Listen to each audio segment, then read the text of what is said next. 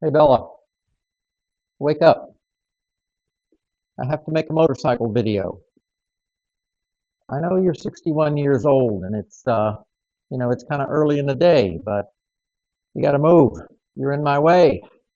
I need to record. I'll tell you what, it's a nice day, and if you move, I'll take you for a drive this afternoon. How about that?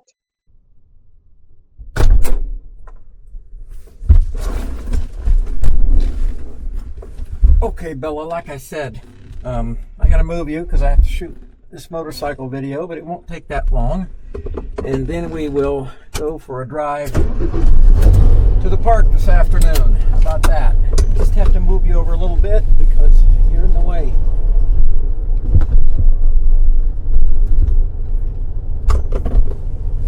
Now, don't hit the motorcycle.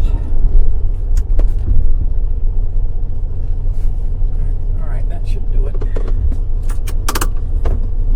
Are you excited? Yeah, I knew you would be. All right, like I said, this won't take long.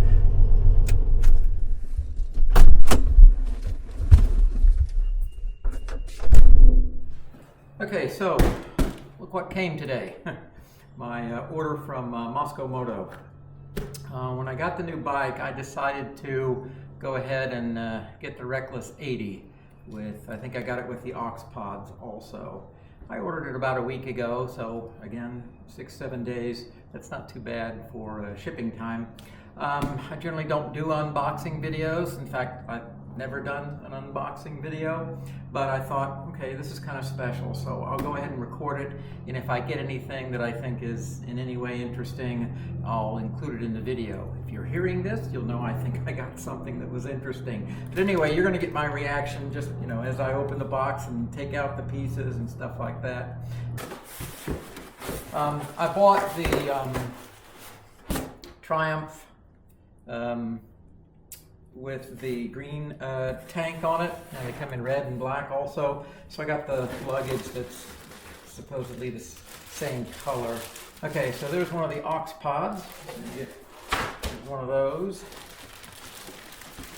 There's the Stinger 22 dry bag. There's the main part here. Lift it out. So there's another aux pod right there. So both of those out. Put this out here. Get rid of this box so we can see what we're doing. And straps. But okay, so this is gonna go like that, I guess. Let's see, yeah, go like that, and this will go over here like this. Yeah, you can line them up like that, and then there's the Stinger bag.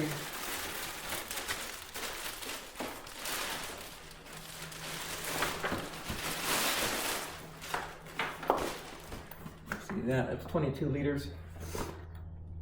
Each of these are, I forget how much, but they also have a dry bag insert. And here's the dry bag for that. And these are the auxiliary pods, or the aux pods, as they're referred to. And you can put anything, of course you can put anything you can fit in any of this. But you can put water bottles in here, MSR bottles of spare fuel, obviously whatever will fit in them, that's what you can do. And so I ordered the set that has all that in it. Again, I'm not going to record me learning to put this thing together because that would be something akin to watching paint dry. But yeah, the doctor can go on there. Can go there, and they can go on top of it, or you can sling them underneath, depending on how your motorcycle's built. But yeah, that's the Mosko Moto Reckless 80 system, including the auxiliary pods. And I have my work cut out for me in learning how to put this together, choosing a good location on the bike. I think I'm going to put it more forward than rear, just for balance sake, and I don't want to overstress the luggage rack that I put on the Scrambler X. And yeah, so anyway, there's an unboxing, and next time you see this, it'll probably be all together and on the bike. Okay, Bella, what do you think? Yeah, I know, I've got my work cut out for me. So, here we are, it's the next day, and I've come down to this lake where it's one of my favorite spots. I brought a couple other bikes here to take pictures of them because it's a really nice place to do a video. Anyway, there's the Mosko Moto Reckless 80 revolver system. I think this is version 4, or it's the current version as of early 2025. The assembly and installation went okay. I'm embarrassed to say it took me about maybe an hour and a half to get the thing together and to figure out the straps. There's a couple that I still haven't figured out, but hopefully in a good time I will. I have all of my camping gear on it, and it comes out to, I didn't weigh each of the individual pieces, but I did last year on my other setup, and it comes right out to 55 pounds. So it's not light, but it's not overly heavy either. And I was concerned when I got the Scrambler that, the upswept Scrambler exhaust would be too hot for the for the bags, especially if I put the auxiliary pods on it. But as you can clearly see, I hope you can see that, it's not even close. I mean, if I just drove and, it's still cold to the touch. I just rode maybe 20 miles or so to get here, so heat is no issue whatsoever. As you can see, there's tons of room under there.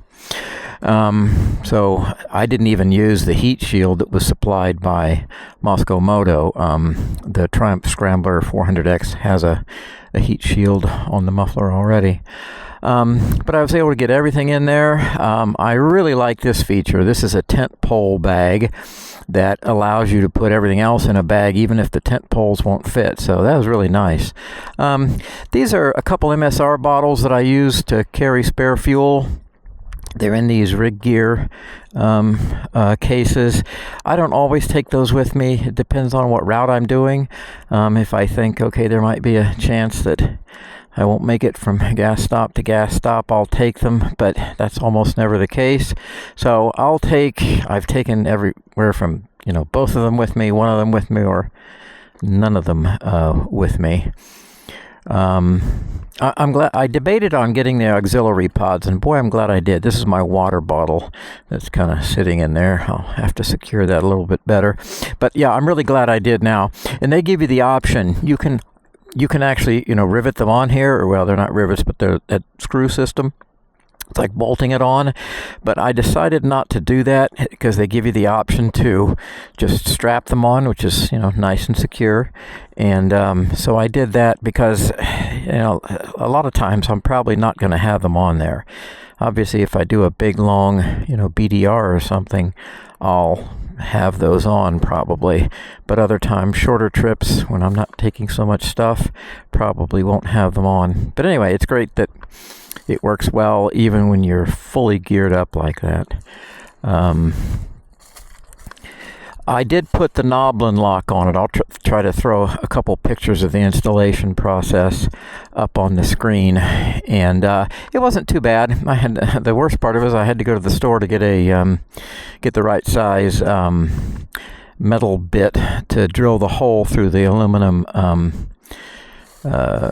luggage rack, and I purposely set the thing a little bit forward. I don't care if it's covering most of the passenger seat. Obviously, I'm not going to have a passenger when I'm moto camping, and I still have the full seat and a little bit of the passenger seat. Again, I'm not very big, so I don't take up much of even the regular motorcycle seat. So I'm really happy with it so far. this is my first ride with it, and it's what everybody says. It's nice and tight to the bike. It doesn't make the bike a little bit tippy, like if you're running full, panniers on on racks or on frames. In fact, I didn't notice it was on there, honestly. I kind of weaved back and forth on the road, and it was fine. I just didn't notice it was on there. And again, it's a little bit north of 50 pounds, and it looks nice on the bike, which is always a fun thing. Although, usefulness and utility first, but it does look nice. And the Triumph Scrambler 400X handles it really well, and I'm pleased with it. I'll get to use it for camping here in a couple months, and I've got a couple other things that I'm going to do, and then I'll be ready to go. I think these tires are going to be swapped out for Shinko 804, 805s, which are, more knobby. Because like I mentioned before, these are great tires. They work well on the road and even, light off-road. But if you got into any kind of mud, that's where they would not work well. Let's see. That's pretty much it. Really happy with the way things turned out. Oh, I'll go ahead and describe what I put in each of these things. Again, this is my water bottle. On this side, I put, the tent, the ground cloth, my stove, I forget what else. I think I have a first aid kit in there, and it filled it up pretty well.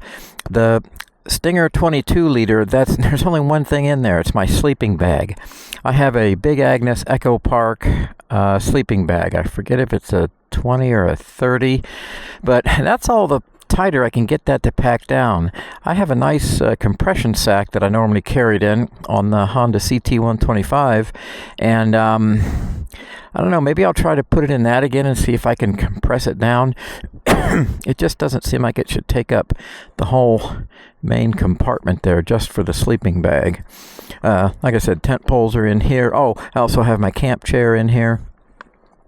This is the garage here. This is where all my tools and spares and kind of stuff to keep the bike repaired and moving are. I have room for food in here. I have a 4-liter dromedary bag, MSR dromedary bag for if I do wild camping and you have to take a lot of water with you. That's not on the bike right now, but I know that I can get it in this one because I already tried it.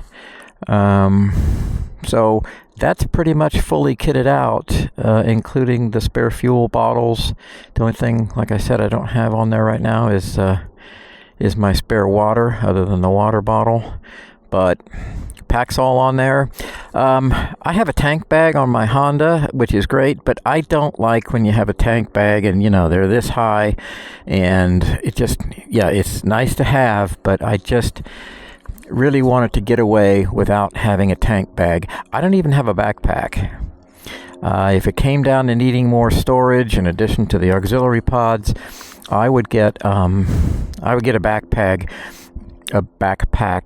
instead of a tank bag.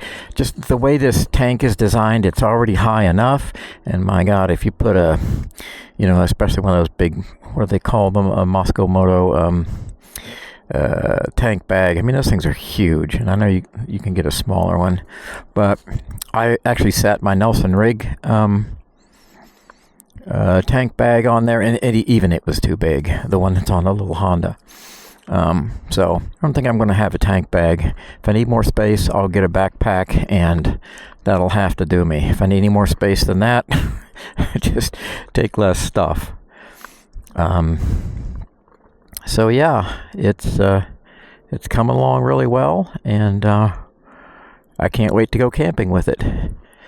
I'll walk around and I'll show you this place. This is Caesars Creek State Park, so this is Caesars Creek Lake, and it's late March 2025. There's usually people fishing down here.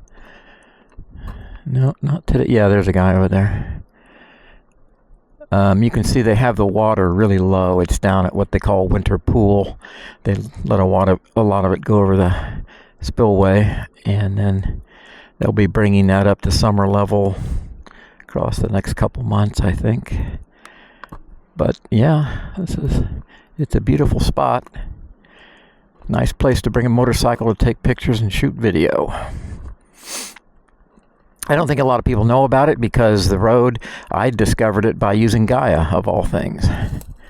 But you do see cars back here, but not many. So, there we go.